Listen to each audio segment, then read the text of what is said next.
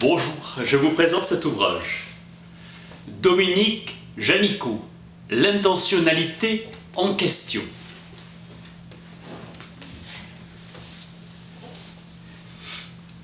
Entre phénoménologie et recherche cognitive, c'est le sous-titre.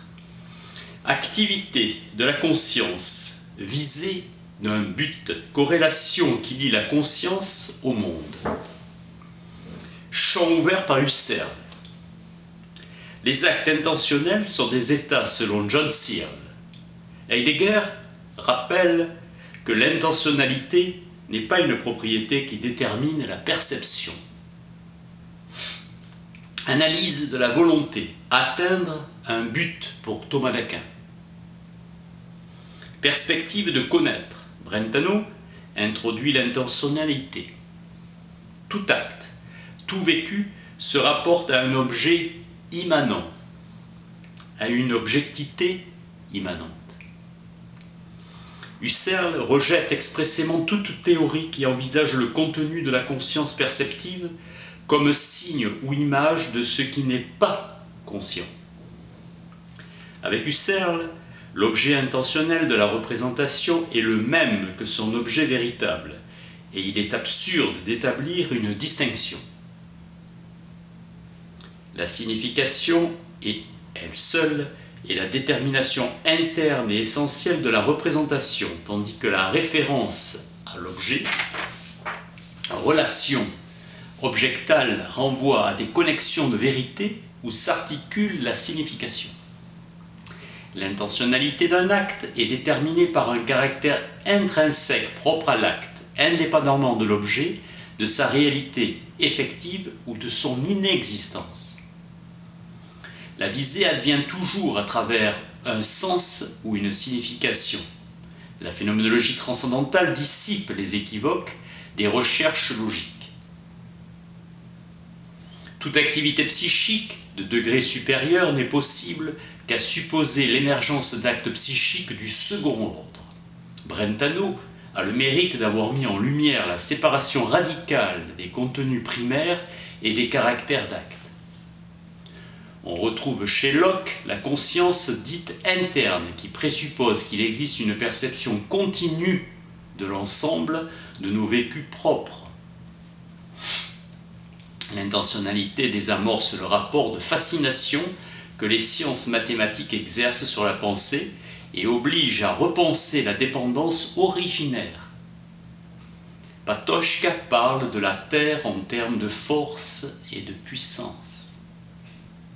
L'espace-temps terrestre est centre de référence et d'orientation du « je peux » corporel. Mark Ritchie décrit la tension dramatique qui meut la perception. L'homme est convaincu de trouver son salut dans l'arrachement à sa condition mortelle. Husserl soumet l'imagination à l'intentionnalité. L'image comme telle se constitue dans une conscience proprement intentionnelle. La fantaisie se caractérise initialement comme une forme primative de la conscience d'image. La fantaisie vise une image objet. La représentation a lieu dans la perception. C'est par son effet que l'objet entier est considéré comme étant là. Husserl désigne l'intention comme un acte. La conscience est intentionnelle en tant qu'elle est conscience de quelque chose. L'homme suit sans les contrôler les intentions pratiques qui émergent de la passivité.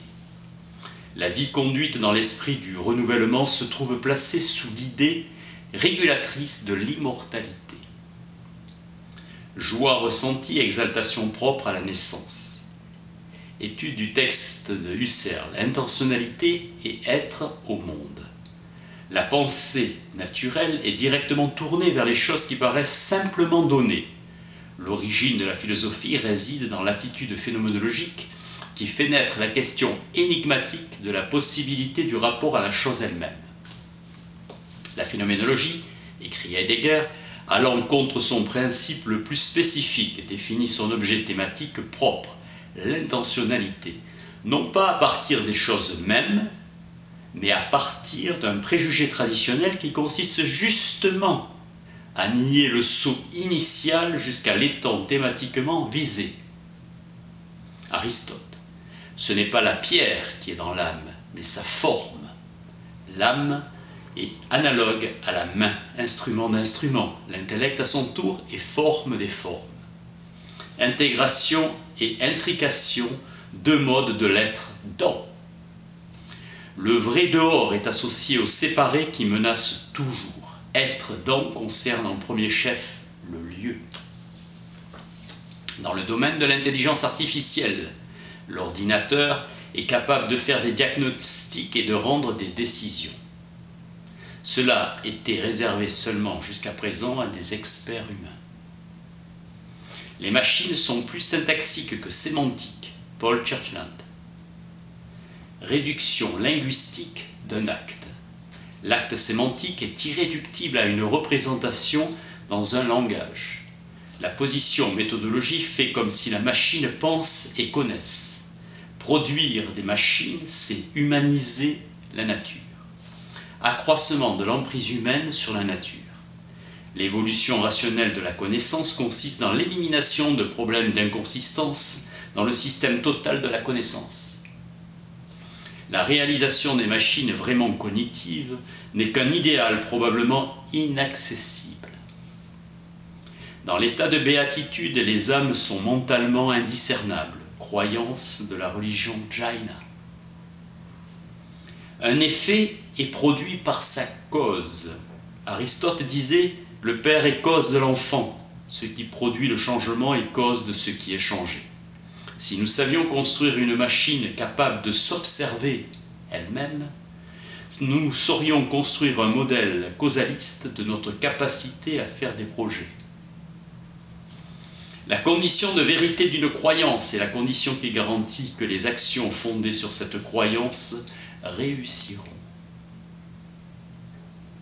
La vérité est ce qui garantit le succès, notion qui dérive du désir satisfait. L'erreur est une forme d'anormalité fonctionnelle. La vérité, la rationalité sont des conditions normatives de tout système de représentation mentale. Les récepteurs sensoriels d'un animal sont des systèmes qui mettent en relation les états internes de l'organisme avec des états du monde pour assurer la survie de l'animal. Corrélation. Avec Dretske, la capacité individuelle d'apprentissage fournit une condition nécessaire de l'intentionnalité. Définition husserlienne de la chose qui est règle des apparences possibles. La trace n'est pas seulement à l'origine de l'écriture, l'écriture est également une trace elle-même. Les écrits appartiennent toujours à un héritage. Pour Boris Merleau-Ponty, l'impératif du monde ordonne notre compétence. Heidegger souligne que la gaieté est possible que dans la levée du sentiment de la pesanteur du monde. L'angoisse ressent le vide dans lequel le monde tout entier est suspendu. La science se présente comme une ou un déploiement historique des programmes de recherche et des paradigmes discontinus. L'apparaître de la vie ne fait apparaître rien d'autre, et c'est à cette condition-là seulement que la vie est la vie. Le contenu du monde, c'est la praxis sociale.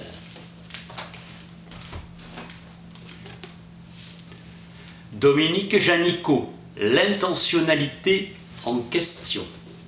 Merci.